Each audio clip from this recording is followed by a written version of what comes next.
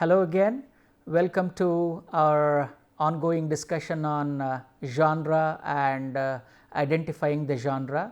Of course, in this class we are going to also give you an activity. In fact, we are going to present you with some paragraphs or passages, and based on our understanding of the genre, you will be asked to identify the genre, but of course, before that I have some more genres to discuss. Therefore, before the activity begins, let's without wasting time, let's go ahead and discuss some more genres of fiction. Okay, yeah. In mystery, of course, in the last class we were discussing varieties of speculative fiction, and even we discussed science fiction and fantasy fiction. In this class we are going to discuss mystery fiction. They are also called mystery novels. Again, in mystery novels there are further sub genres here as well, something like crime novels, you have crime fiction, police procedurals, court drama, detective fiction. All of them come under mystery novels. In fact, I am sure you will have read Sherlock Holmes, the famous stories of Arthur Conan Doyle, the extraordinary detective Sherlock Holmes. So, Sherlock Holmes stories come under mystery fiction, especially detective fiction, a subgenre in the mystery fiction. So, the moment it is a mystery here, there is a fundamental problem, there is a fundamental question the protagonist comes across, and he or she needs to solve it before the novel ends. There is a foundational question which is related to a crime that may have happened, it may be related to the identity of the protagonist, it may be related to a court drama. So, there is a problem that is presented, and in order to solve this problem there are clues offered. In fact, throughout the pages of the novel, clues are scattered. So, a sensible reader and a perceptive reader goes on gathering these clues, like the detective goes on gathering evidence, goes on gathering clues.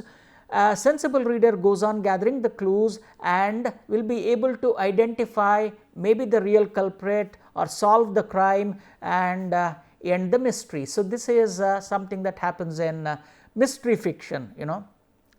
Generally speaking, mystery fiction are also called whodunits. That means who has done it.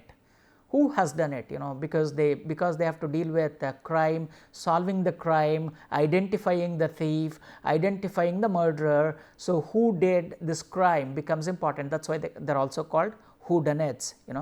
So, in order to build tensions and suspense, the novelist goes on twisting the plot in some way or the other. There are unreliable witnesses, unreliable characters who try to mislead us here and there, and they also make use of something called misdirect. They try to make us believe this particular character is a suspect, whereas it is a misdirect, and when it comes towards the end it is some other character who has actually done the crime, something like this. So, in order to build our suspense, in order to increase the tension, the novelist makes use of various techniques. Okay, these generally come under mystery fiction. So, the well known examples are, as I said, the Sherlock Holmes stories by Arthur Conan Doyle, and The Name of the Rose even by Umberto Eco. Again, it can also be read as a symbolist fiction, and but still. And when it comes to movies, the Da Vinci Code, Angels and Demons. In fact, these are popular bestsellers. Now, they are also sometimes called mainstream fiction because of the huge popularity they enjoyed. So, and these novels were later turned into movies, wonderful movies. So, they are also called mystery novels. In the Da Vinci Code, you have to solve an important thing, and even in Angels and Demons you have to solve important things. Therefore, the novelist makes use of Robert Langdon, a kind of a detective. Of course, he is not a detective in the traditional sense of the term, he is a professor of symbology. So, using his expertise in the knowledge, he has to crack, and these, here mystery is replete with the symbols drawn from antiquity. So, therefore, a deep familiarity with Christian religion, a familiarity with Buddhism, a familiarity with Hinduism, all of them matter. So, how well versed you are in matters related to religion, in matters related to symbols matter a lot. Using that background, Robert Langdon solves the mystery. So, these are some well known examples for mystery novels. From mystery novels, let us go ahead and discuss suspense thrillers. There are also suspense thrillers. Again, here too, what happens, these stories revolve around a character who is basically in danger, and how does this character overcome the danger or escape and save his or her life forms the crux of suspense and thrillers. And again, the entire novel is filled with cliffhangers. Cliffhangers is a technique used by novelists. Of course, in our subsequent classes, we also have a class on techniques in the novel. In other words, they are also called secrets of the trade. So, we will discuss them maybe in other classes. So, the novelist again fills the pages with a lot of hair raising twists, plot twist, story twist and all that. And finally, it can be again these challenges can be physical challenges, psychological challenges, or it can be threats, can be from both the ways. How does our protagonist overcome the odds and succeeds in saving life becomes the subject matter of suspense thrillers. So, again, some of the well known examples include Murder in the Orient Express by Agatha Christie. Of course, this particular novel has also been turned into an extraordinary movie. You can as well watch it, Murder in the Orient Express. So, a murder takes place in a running train, and there is a detective, there are a lot of characters there. So, how does the detective solve the problem and identify the culprit is what forms the story here in Agatha Christie. So, these are suspense and thrillers that generally involve detectives and police people. From suspense and thrillers, let us come to magic realism. In fact, it is one of the extraordinary genres of fiction, magic realism. Please recall our understanding of realist fiction. Okay. So, whatever we discussed in realist fiction holds good here, because here settings are that you and I can identify with. They happen in the regions or in the backgrounds that you and I know. They happen to people that you and I can identify with. So, everything that happens in realistic fiction also happens here, plus there is an element of magic. That is all, right. So, you add an element of magic to realism, it becomes magic realism, right. So, all those things happen, but there is an element of magic that is added here, and it happens in such a way that we are made to believe it. In fact, without even putting any efforts, we start believing that magic exists even in our world, to regular people like you and me. That is why it has the capacity to create epiphanies, sudden moments of realization. So, the best known example for magic realism is Marquez's 100 Years of Solitude. So, this particular work is said to be like a genre defining classic.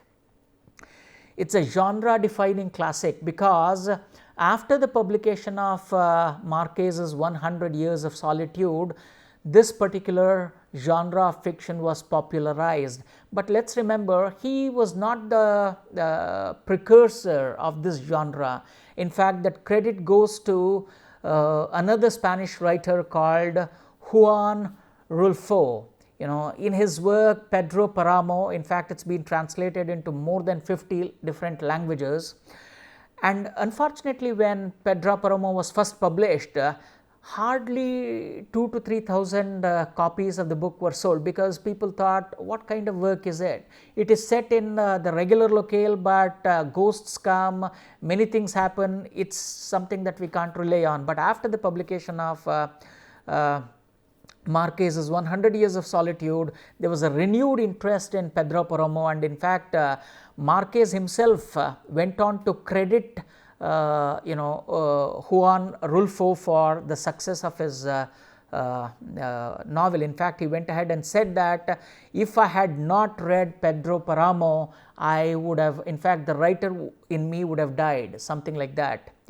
And even another well known writer, Borges, also considers Pedro Páramo as an extraordinary work of fiction. So, if time permits, you can read it. And when it comes to Indian English fiction, The Mistress of Spices by Chitra Banerjee Divakarani is an extraordinary novel. In fact, here the spices start speaking with the protagonist, and the spices have the ability to heal human beings. I mean, they offer, human beings suffer from various maladies. So, these spices have an extraordinary ability to heal them of their maladies and all that. A brilliant novel by Chitra Banerjee Divakarani, published in 1998. You can read it if this particular type of fiction interests you. Magic, realism. So, magic realism, let us go to romance. Of course, this is a genre that you and I need no introduction to, because Milne Boon's novels that you may have read during your college days make use of teenage romance, you know. So, one of the characteristic features of romance novels or romantic novels is, you know, sexual desires, sensual pleasures, teenage love, or platonic love, all of them. So, here they happen around the romantic relationship between two people, including illicit affairs or regular affairs. So, all of them. So, again here you have lot of subgenres. You have queer romance, gothic romance, paranormal romance, historical romance, all of them. So, but other words, it deals with beautiful human relationships, physical relationships, platonic relationships, all of them. So, some well known works that belong to this particular genre are called Pride and Prejudice, which is also beautifully turned into a movie. This novel is by Jane Austen. And The Notebook, again an award winning novel based on the work by Nicholas Sparks. The Fault in Our Stars, again it is an award winning movie. You may have watched it, based on John Green's novel. Again, Chetan Bhagat's Two States, The Story of My Marriage. This has also resulted in a beautiful celluloid experimentation. So, all of them belong to romantic types, you know, romantic novels. Yeah. Again, after romantic type, we can come to young adult fiction. It is also called coming of age fiction or young adult fiction. Here what happens is, the protagonist, as the name itself suggests, the characters, the novel revolves around the coming of age of the young protagonist, his or her problems of growing up. It can be physical problems of growing up, it can be psychological problems of growing up, his or her equations in high school, you know. So, the teen fiction, it is also sometimes called a teen fiction. So, these are the problem that deals with it. And again, so some of the prominent themes include friendship. How do two individuals form friendship? What are the obstacles to it? Young love, filial relationship, responsibilities at young age, or how the child protagonists or teenage protagonists are torn between their filial duties and their background and their ambitions and their aspirations. All of them are some of the salient features, you know. Generally, young adult fiction is considered as a kind of a bridge between children's literature and adult fiction. So, therefore, you find elements of both children's literature and adult fiction in young adult fiction. So, some of the well known examples become The Poetex by Elizabeth Acevedo, and When Dimple Met Rishi by Sandhya Menon, Unbecoming by Jenny Downham. So, these are some well known examples of young adult fiction, right. Okay. Now, young adult fiction, let us go on to horror and gothic. Of course, as the title itself suggests, here the stories revolve around those elements that create horror in us, element of fear. They create fear in us, suspense in us, they create an element of disgust in us. Usually they happen in the burial grounds or haunted houses. So, therefore, ghosts, paranormal beings, paranormal activities are some of the well known types in this particular horror and gothic novels.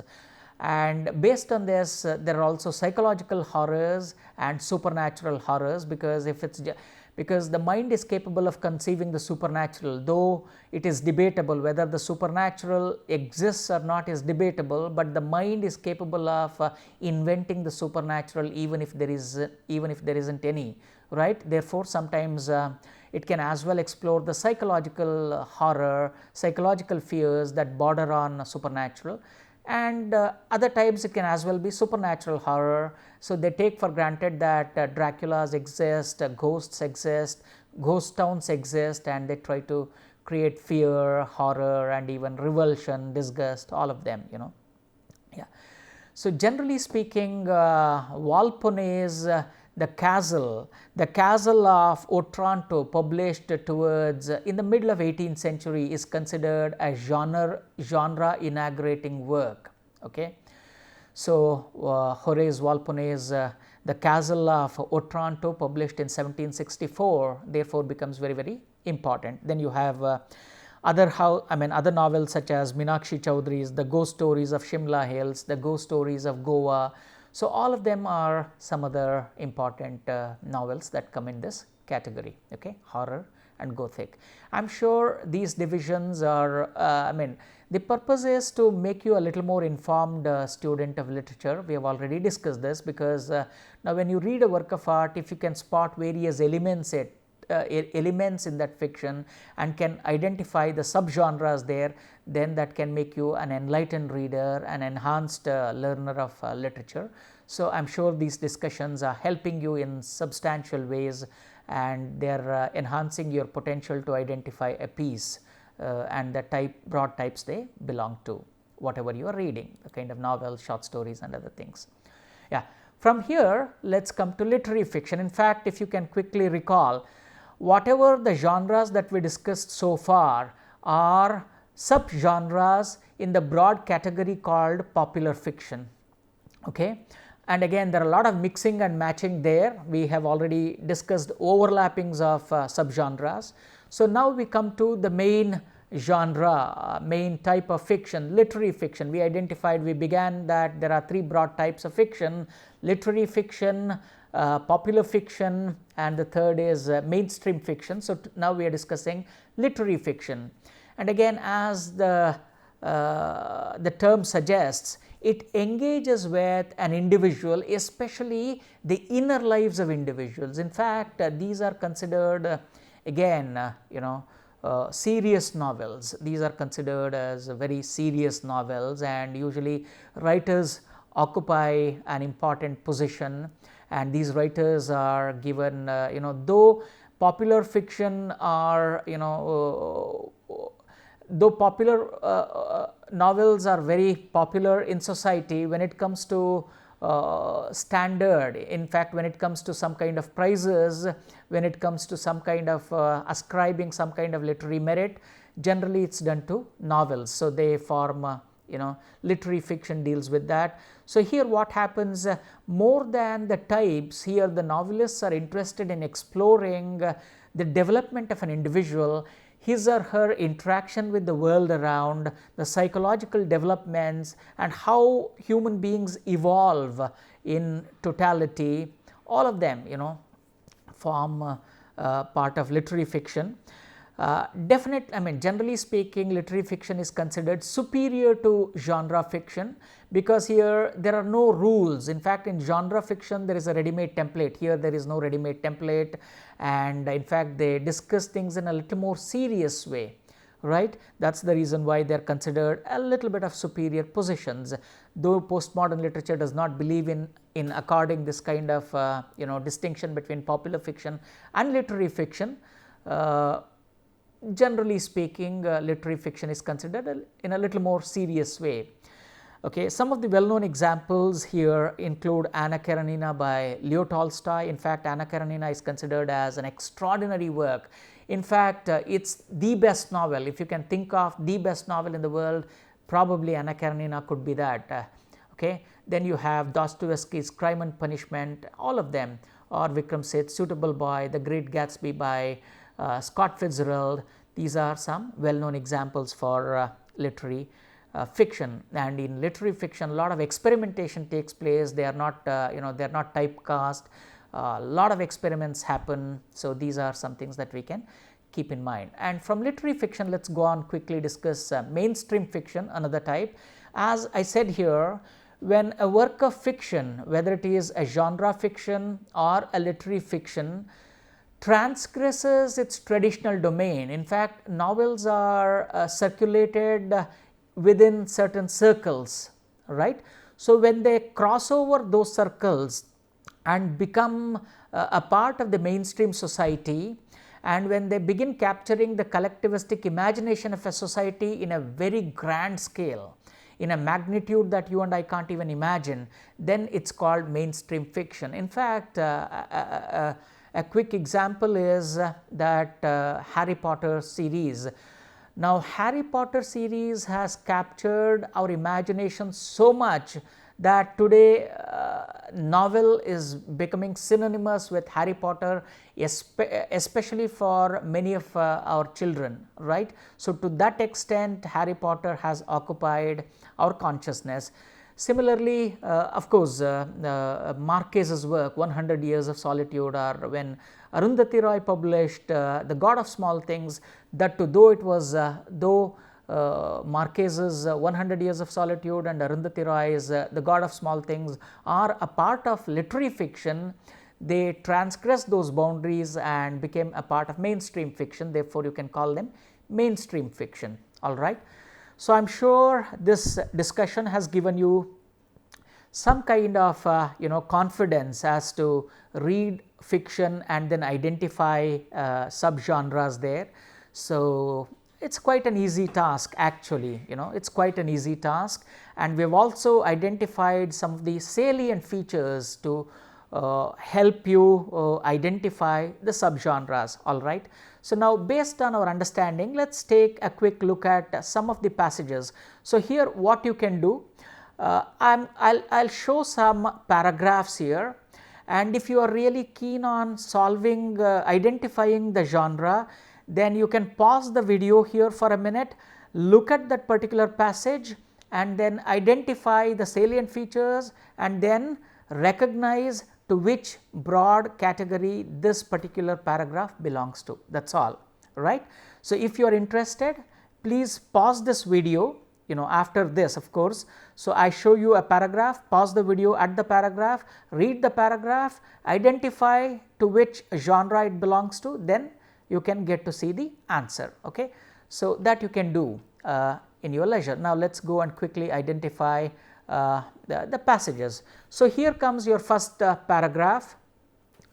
Take a look at this paragraph, read them very carefully, and as long as you want, pause it and then identify it. In the next slide, we are going to discuss the answer, okay.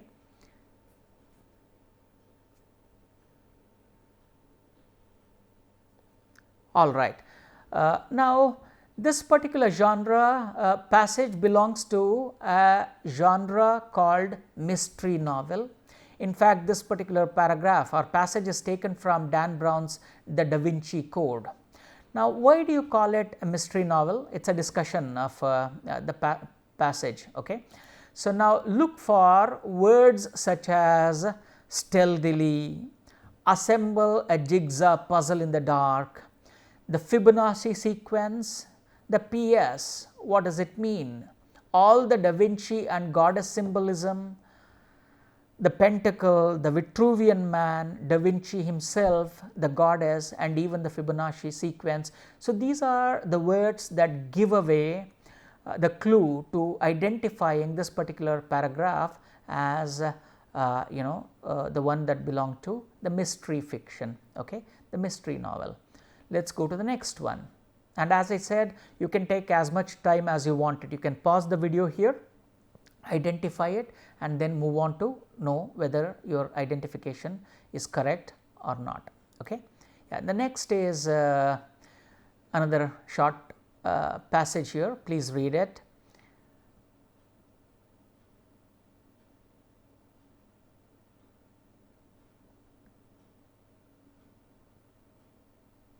Yeah, now this particular passage is a part of science fiction, especially it's taken from Isaac Asimov's Foundation. In fact, he is a pioneer. Isaac Asimov is a pioneer of science fiction. So, this particular passage is a part of that novel. It's an excerpt from there. Why do we call it science fiction? Again, based on certain keywords there. I said that these kind of type fiction, genre fiction, they give you clues as to identify very easily. Now, look at the choice of phrases and words: lost nuclear power, Gamma Andromeda, Chancellor of the Empire complains that nuclear technicians are scarce. So, these are some some clues. Of course, what we are doing is we are trying to give you a flavor of these types of fiction. Of course, that is a very difficult job. Remember, what is generally done by reading a novel, we are trying to impart that experience by making you read the passage and help you get that experience. Okay, slightly difficult job. Therefore, you will have to be a little more careful in looking for clues here. So, next comes another paragraph or a short excerpt from a novel. Now, again, pause it if you want, read it as long as you want it, and then you can, after identifying, or if you want to know the answer, please unpause, and here comes the answer.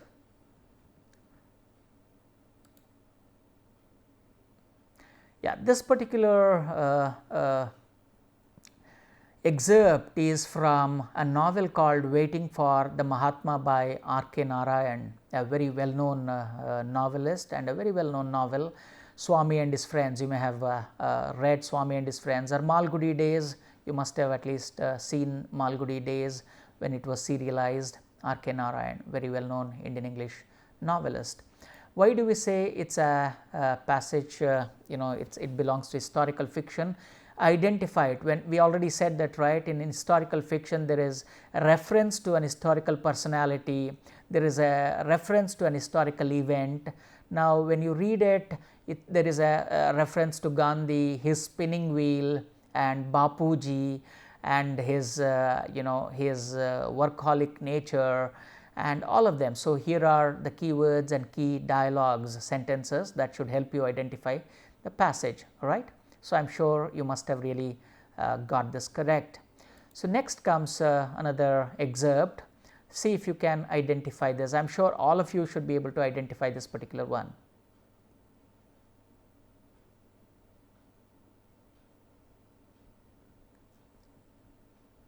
Okay. Here is the answer. This is romance, undoubtedly romance. Again, this is taken from The Fault in Our Stars by John Green, and again we discussed this, right? It has also been turned into a beautiful movie, The Fault in Our Stars. Why do we say it is romance? Because the passage is replete with words such as love, eyes twinkling, eyes crinking, and shout in the void. Love is just a shout in the void. I love you. I'm in love with you. All of them, so they should give you a clear idea that this paragraph should be from a romance fiction. So, next is another one. This too should be easier because we have already identified a keyword here. Unicorn comes, right? Now, I don't think you need even a minute's time, because we said the moment unicorn is here, what type of fiction is it? Right, it is fantasy fiction, and that particular excerpt is taken from the first novel, Harry Potter and the Sorcerer's Stone by J.K. Rowling. There is a unicorn there and also other creatures, so you must have identified that, right? Next one. Yeah, this is of course an explanation for why we identified it as a fantasy fiction. Unicorn, out of the shadows one more creature comes, a different creature, that is why we called it a unicorn. Now think of it. So, here is one more excerpt, and even this one should be easier.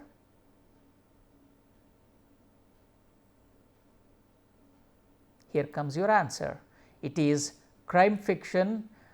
It's Death on the Nile, a well-known piece by Agatha Christie. Why do we say it's crime fiction? Because look for clues. We already discussed this, right? Especially in crime fiction, thrillers, suspense movies and all that, clues are scattered all across the pages. So look for the clues scattered here, motives in the murder, and there's a detective here and who talks of political murders, murder with the motive, all of them. Therefore, it should be a crime thriller. Yeah, do you think you can identify this one?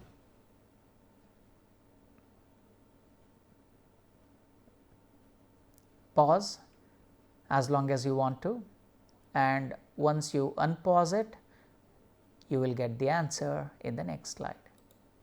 Yeah, this is literary fiction. Of course, as we said, literary fiction is characterized by a detailed description of what goes on within. Especially, the novelist pays attention to the interior dialogues, the dialogues that take place within oneself, and how the self grows when it is in touch with the spirit within and all that. Therefore, it's an excerpt from Marcel Proust's Remembrance of Things Past, a very well-known work. Okay.